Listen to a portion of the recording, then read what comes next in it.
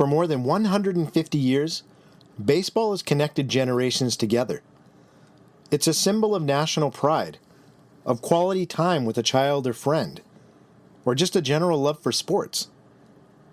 In the trenches of Europe, American soldiers played pickup games to escape the horrors around them, even if it was just for a moment. In the film Field of Dreams, Ray Kinsella finally gets a chance to connect with his dad in a way he'd always yearned for, by playing a game of catch. Today, parents take children to empty baseball fields and backyards with a bucket of balls just for a chance to practice and connect. Baseball serves as links between people. That's never changed. But the physical baseball, that has changed. In size, weight, and material.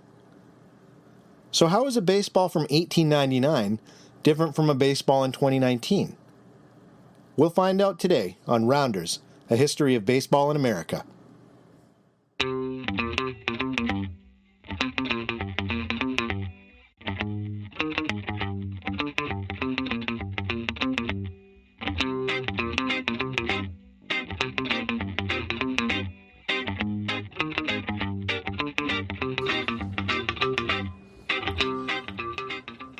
Hi, everybody, and welcome to our latest episode. My name is Jeff Lambert, and I am your host. Before we get into today's show, I just want to stop and thank those who are continuing to support the show financially. You know, I've been asking in the past episodes for some help being able to purchase a mobile microphone that I can plug right into my iPhone and be able to do some episode recording when I'm on the road. And we were getting close to that number, and I have to give a special thank you to Joel R. He mailed a check for $100 to the show, specifically for that purpose. So that puts me over the top. I'm able to get that microphone now, and that's going to increase my ability to be able to record wherever I am. So Joel and everybody else that gave money towards that, thank you so much. I really can't express my gratitude properly in audio format, but it really means a lot.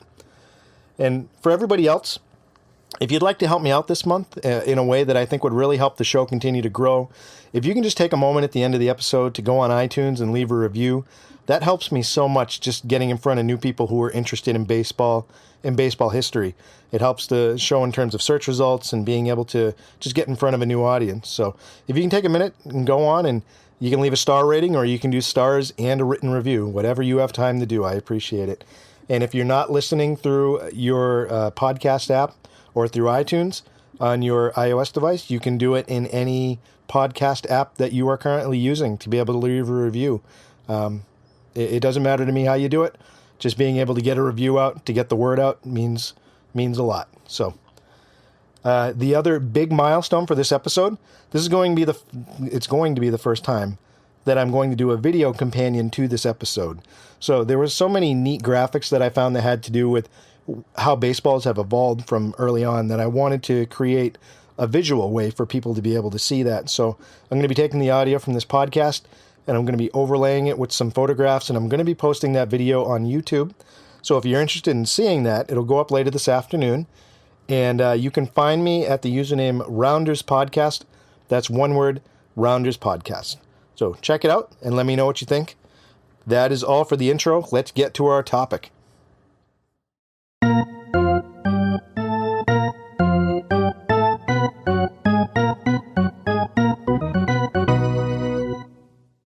The materials used to make a baseball in the early 1800s really depended on where you lived and what materials were available. I found multiple sources that stated that it was simply the pitcher's responsibility to make their own baseballs and bring them to the games during this period. The only group to publish any more specific data on baseballs during this time is the Smithsonian Institution. They stated that, quote, balls were made by cobblers from the rubber remnants of old shoes, with rubber cores wrapped in yarn and a leather cover, if you're lucky. In some regions, sturgeon eyes were used instead of melted shoe rubber, end quote. The most common ball found from this time period is referred to as the lemon peel, and its name really comes from the look. Just imagine one piece of leather wrapped around a core of rubber and yarn, and stitched together with 4 lines across one opening. And these balls were smaller.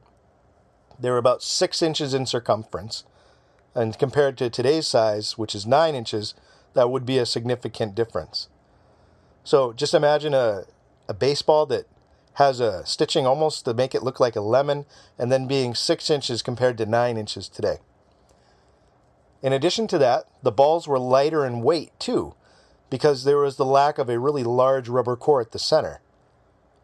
They were darker in color, based on the leather that would be used, and it would certainly stain more quickly. And the balls were generally softer as well, mainly because of the condition of the leather that was being used then. Because these compact baseballs had rubber, or in that case sturgeon eyes, for cores, they bounced around a lot more than a modern baseball would. And that led to really high-scoring games. A batter could hit the ball further, and the ball would bounce much higher on impact using this type of baseball. It wasn't uncommon to have games look more like basketball scores than baseball scores during this time period. The first time we see an attempt to actually regulate what baseball should be used was actually in the 1850s. It was when the professional baseball clubs in New York all got together and they voted on a standardized size and weight for all their game balls. Now, those game balls were required to be 5.5 to 6 ounces, and they could have a circumference between 8 and 11 inches. That's closer to what we have today, but it certainly could be a lot bigger than what a baseball today would look like as well. Now, these dimensions that were used by the New York professional clubs, these made the balls used in this part of the country considerably larger and heavier than what was being used in the early 1800s, and that led to a drop in overall scoring. But it was the first recorded step to setting regulations on baseballs. Now, even with these standardized rules, teams would still get crafty with the rules to try and gain an advantage because there was some room for interpretation there. So, home teams were in charge of making and bringing their own balls to the game. And again, as long as they met those 2 specifications, the umpire would check them and they would be okay. But they could adjust the ball based on their game strategy. So, for example, a home team could supply baseballs made with more rubber in the core and a tighter winding of the yarn to make the ball travel further and bounce higher. But they could also supply baseballs with less rubber and looser yarn wound together to make a dead ball, as they would call it. And that would have the opposite effect. And ball selection was a key strategy between the 1850s and the 1900s, and it was a critical benefit of home field advantage. See, if you were a visiting team coming in and you had big power hitters, you'd often find out very quickly that the ball that you were hitting was one of those dead balls, which would immediately take away your power advantage over the home team. So this first attempt to standardize how a baseball was constructed in terms of moving on from the New York attempt was in 1876, and this was when the National League was formed. So the story goes that the National League began looking around because they wanted to find one supplier who could provide those regulation baseballs that would be used for all the teams in the league. So that would take away the rule of having the home team bring their own baseballs, thus being able to doctor what the insides contain. So the story goes that there was a pitcher on the Red Sox by the name of A.G. Spalding. Now, Spalding retired in 1875, so this was a year before that 1876 season where the National League decided to standardize their baseballs. Now, Spalding was well known. He compiled a career record of 241 wins and 60 losses, and that was all done in a 4-year career. He pitched every game, and every game he pitched, he used the baseballs that he made himself. Now, after his retirement and hearing about the upcoming plan from the National League, he went to the executives and he convinced them to adopt his baseball that he had made throughout his career as the regulation model for the entire league. He also got them to agree to name him to be the official supplier of those baseballs. And that, ladies and gentlemen, was the birth of the Spalding Empire. They were the official baseball supplier of the MLB all the way until 1976. And the only reason that ended was because Spalding tried to hike up their prices, and the MLB called their bluff and ended up switching suppliers. We'll talk a little bit more about that later. So what did the Spalding regulation baseball look like? Let me read you a quote. "The ball shall be a spear formed of yarn, wound around a small core of cork, rubber, or similar material, and covered with 2 strips of white horsehide or cowhide, tightly stitched together. It shall weigh not less than 5 nor more than 5.25 ounces, and measure not less than 9 nor more than 9.25 inches in circumference." Now that's a lot. I don't think you tuned in today to get a math lesson, but let's just try and look at that compared to a modern baseball. So a baseball used today would be 9 to 9.5 inches in circumference. These early Spalding balls were just a little bit smaller. They had that maximum of 9.25 inches in circumference, so not a huge difference.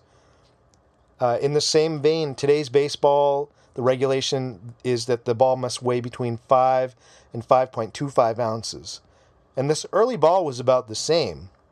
The difference really comes into the regulation of the materials inside the ball, trying to make sure that there were some guidelines there. But overall, these Spalding baseballs, they immediately had a huge impact on the offense in the National League. And it led to a huge drop in scoring because of the way that they were constructed. See, they called for 2 layers of hide over the yarn and, of course, the core. But keep in mind, the yarn and the leather used on the outside, it wasn't conditioned or waterproofed at all. So the more that ball got wet, the heavier it became. Just imagine rolling a ball around in a wet outfield all game, and imagine the difference in the weight of that from the first inning to the 7th inning. These balls would also break easily because the rubber core was flimsy, and the stitching would pop as the ball got heavier as the game went on. So this is why the turn of the century, baseball was known as the dead ball era, because of the types of balls being used, and it really affected the offensive output. Now, how bad was the offense during the dead ball era? Well, there was an average of 3.94 runs per game from 1901 to 1910. You heard that correctly. Just under 4 runs a game for 1901 to 1910, that period. During that span, there was also an average of 0.13 home runs per game. So less than a homer a game, significantly less than a homer per game. That was the offensive output that you could expect if you went to see a National League game. But there were 2 changes that led to the end of the dead ball era and another change in how baseballs were made. And we'll get to that in a second. But first, let's take a quick break now for the 7th inning stretch. We'll be right back. Don't you leave now.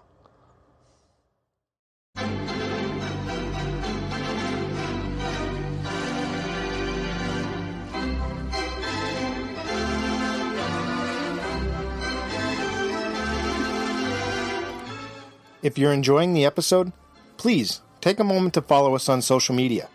We're on Facebook, Instagram, and Twitter at Rounders Podcast. That's one word, Rounders Podcast. Every day we have photos, quotes, trivia, and other interesting stories from baseball's rich past. If you'd like to support the show financially, you can do that through a service called Anchor. They have a secure payment option through Stripe, a trusted name in online payments. So you can send me a donation safely and easily simply by going to anchor.fm/rounders. Again, that's anchor.fm/rounders. I'm currently raising funds to purchase a 1-year subscription to Adobe so I can up my production game and include videos and branded graphics for my social media channel. You can help me reach this goal with a monthly donation or a one-time donation. For my current donors, thank you so much for your patronage. It means the world to me. Again, just go to anchor.fm/rounders to donate. I'll make sure to put a link in the show notes for you. That's all for now, everybody. Let's get back to the show.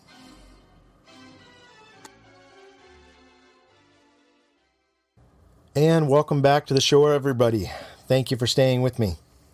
So let's recap the first part of our show. Baseballs in the late 1700s and early 1800s would vary based on region and materials. They would be made by pitchers and brought to the games. That's how they were constructed. Now, the way that they were built usually resembled a lemon shape. In the 1850s, New York clubs voted for the first standardized ball, but teams had room to use baseballs that benefited them or hurt their opponent. In 1876, the National League made a regulation deal with a new company called Spalding to produce regulation baseballs for all of their clubs. These balls led to a low-scoring time in baseball history called the dead ball era. And that's where we pick up our story. So one of the big evolutions in baseball technology was the stitching. Remember the lemon peel look? There was that one-line stitch that led to balls being able to break really easily. And it was the invention of something called the figure eight stitch, the one that we know and love today, that really moved baseball technology forward. So who was responsible for this invention? Some say it was a shoemaker's son named Ellis Drake, who supposedly put the design together with some of his father's scrap leather in an effort to create a more resilient cover to the ball. Some say it was a Civil War officer named Colonel William A. Cutler, who may have invented that familiar stitching that we know in 1858 and sold it to one of the first baseball manufacturers, William Harwood. Now, whoever did develop that figure eight stitch, it really comes down to the patent. And the first patented figure eight stitch was made by Harwood and Sons, who built the first factory dedicated to baseball production, and they did it in Natick, Massachusetts. So that's where this figure eight stitch came in, and that became popular during the early 1900s and obviously all the way through today as the best way to be able to keep that cover on and provide that resilience for the baseball. Now, in 1910, the American League adopted a new regulation for their baseballs, and it was one that made another really fundamental change in baseball construction. See, they got rid of the rubber core that was used for the cork. Now, there was an article from Popular Mechanics that I found all the way back from 1910, and I had no idea that Popular Mechanics had been in publication for that long, but this is, they outlined what the change did for baseballs during this time, and this is what they said. Quote, "The cork makes possible a more rigid structure and more uniform resiliency. It is said to outlast the rubber center balls many times over because it will not soften or break in spots under the most severe usage." End quote. So the biggest change that the cork made was that it really made that ball livelier again. It could be hit further and it would bounce more. And as soon as the American League adopted this new core in their baseballs, batting averages and runs scored surged almost immediately right after its adoption. Now, the beneficiary of this ball change, in terms of using their skill to the maximum, was actually Babe Ruth. See, his home running ability really signaled the end of the dead ball era.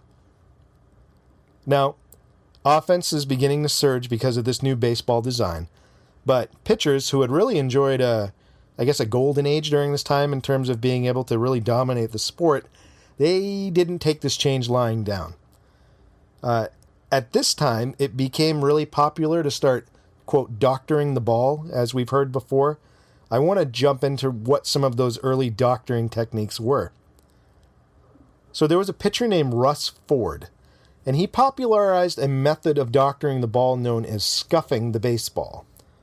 Now, basically what this was is the pitcher would mark up one side of the ball with whatever they smuggled onto the mound. It could be a belt buckle that was sharpened. It could be a piece of sandpaper.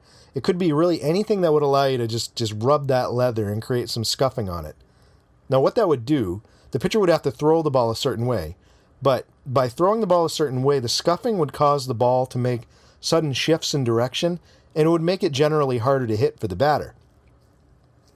Now, there was also the spitball, where a pitcher would use, during this time more often than not, saliva, but you could also use in later years petroleum jelly or some other foreign substance, and it would cause the ball to move in ways a normal ball wouldn't. Now, rules, of course, followed that banned doctoring balls, but in reality, this really started in a response to the surge in offense from the baseball changing its core. Now, we can't go any further with talking about a good conspiracy theory. So, pitchers, continued to struggle after 1910 in the American League because of this new core that was put in the baseballs. And this all kind of came to a head in 1920 because the league saw an even further surge in runs and home runs in particular than compared to the previous year. Now, supposedly, the Spalding Company, remember the official supplier of the baseballs, they began using a new wool from Australia in their baseballs. And it was said this wool was better because it could be wound more tightly around the cork, just because the wool was stronger in general. And this led to a ball that would be hit further and that would bounce even more. And the period from 1920 to 1925 saw runs increase by almost 2 per game. And there were several baseball purists during this time that were getting really upset about the adoption of this abomination by switching over the yarns. And they started calling this ball a rabbit ball. See, the worst part was that the league did it to hurt the pitchers, right? Shame on them. Or, that's what they said. In 1925, Major League Baseball commissioned a study to determine if this rabbit ball was having a really negative effect on the sport. And the committee concluded that basically pitchers just needed to stop crying about it. Offense was good for the league, and this is the way that they wanted to go. Now, to push that offensive focus even more, professional baseball made another pretty big innovation in 1925 when a guy named Milton B. Peach patented the cushion cork center. Now, this is, again, an evolution in how the baseball is created. So with this new cushion cork, basically what it did was it took the existing cork that they had evolved to, and they encased that cork in vulcanized rubber. And then they surrounded that by another layer of red rubber. Now, this immediately had an even more profound effect on making the ball go further when hit.